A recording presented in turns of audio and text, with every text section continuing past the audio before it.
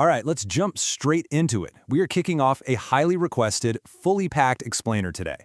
This is a complete masterclass on VFD wiring, and it's tailored specifically for you, our engineering students, electricians, maintenance techs, and industrial pros. We're going to take you from absolute beginner concepts right up to a professional standard.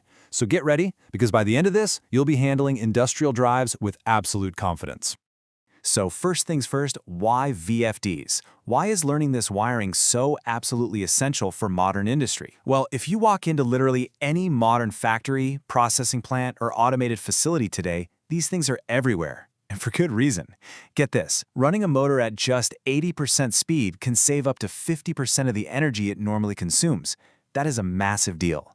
They're basically the beating heart of energy efficiency and precision control.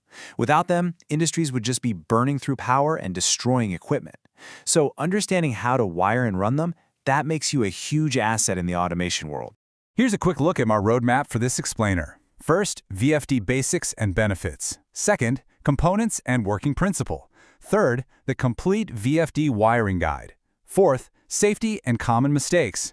And finally, DEVI automation solutions. Let's get to it.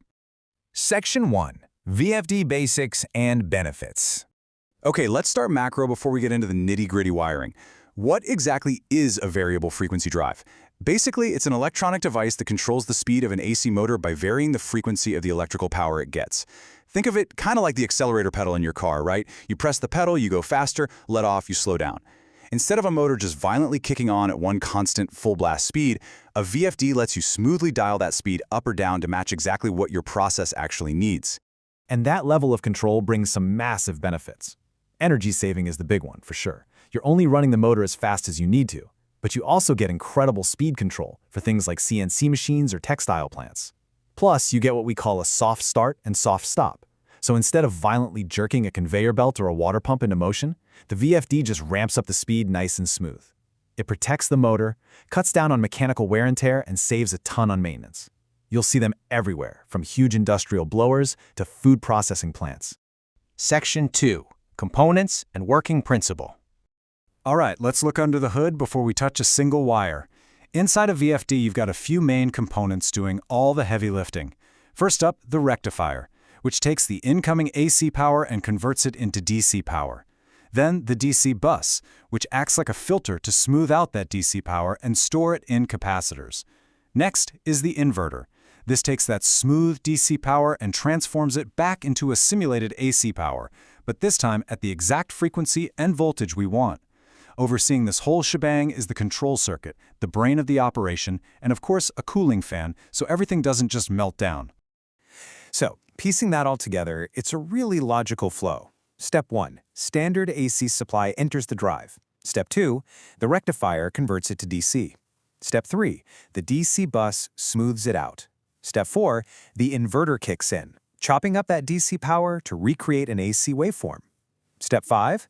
That creates our variable frequency output. And finally, Step 6. That customized power hits the motor, giving you absolute control over its speed. AC to DC and back to AC. It's actually a beautiful process. Section 3. Complete VFD Wiring Guide. Okay, here's the core of our masterclass. If you're wiring this up, listen closely. Let's talk primary power terminals. On almost every VFD, you're going to see input terminals labeled R, S, and T. That is your incoming three-phase grid power. You never, ever connect a motor here. On the other side, you'll see terminals U, V, and W. That is your motor output. Your motor leads connect exclusively there.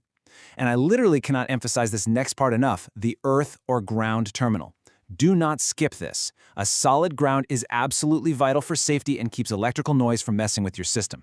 So, input to RST, output to UVW, and always ground the drive. Moving on to the control I/O terminals. If the power terminals are the muscle, these are the nervous system. This is where you connect external switches, push buttons, or a PLC. You've got terminals for basic commands, start, stop, forward, reverse. You have digital inputs for programmable stuff, then analog inputs, usually 0 to 10 volts or 4 to 20 milliamps. That's where you'd wire in a potentiometer to manually turn a dial for speed or a sensor to automate it.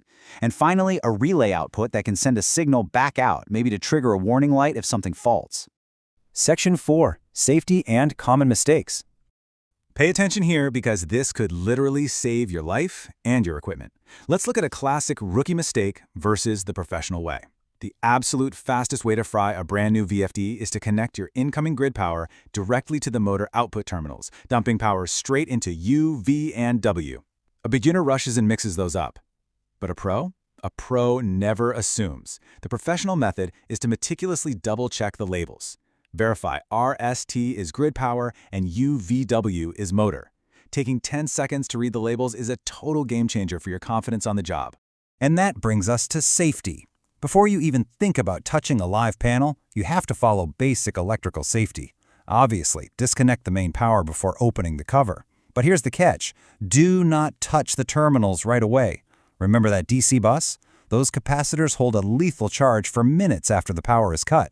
Seriously, depending on the drive, that bus can hold over 600 volts for up to 10 minutes after you pull the plug.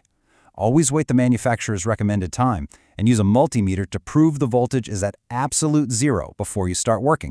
Section 5. DEVI Automation Solutions. So we've covered the components, the wiring, the terminals, and the safety. You've got the fundamentals down tight. But what if you're looking at a massive project and need some heavy-hitting professional help? Enter DEVI Automation Solutions. They are your go-to experts for smart technology and powerful solutions. They provide an incredible lineup of services. We're talking full-scale industrial automation, expert PLC programming, custom HMI development, and obviously top-tier VFD installation and commissioning. And they aren't just sticking to the basics either. DEVI Automation is incredibly future-ready. They're handling advanced SCADA systems, integrating artificial intelligence, and setting up the industrial Internet of Things. They are even bringing smart tech into agriculture, building out home automation, and paving the way with solar energy solutions. They are a true powerhouse partner. So if you've got business inquiries or just need to consult with the pros, definitely reach out to them at deviautomationsolutions@gmail.com. And hey, while you're at it, make sure to like, drop a comment, share this explainer with your colleagues, and subscribe to the DEVI Automation Solutions channel so you never miss out on their updates. We've covered a ton today, from basic VFD functions right through to professional wiring standards. So I want to leave you with one final thought. With everything evolving so fast, is your industry ready for the future of automation? Because armed with this knowledge, you now have the power to upgrade your systems and lead the way.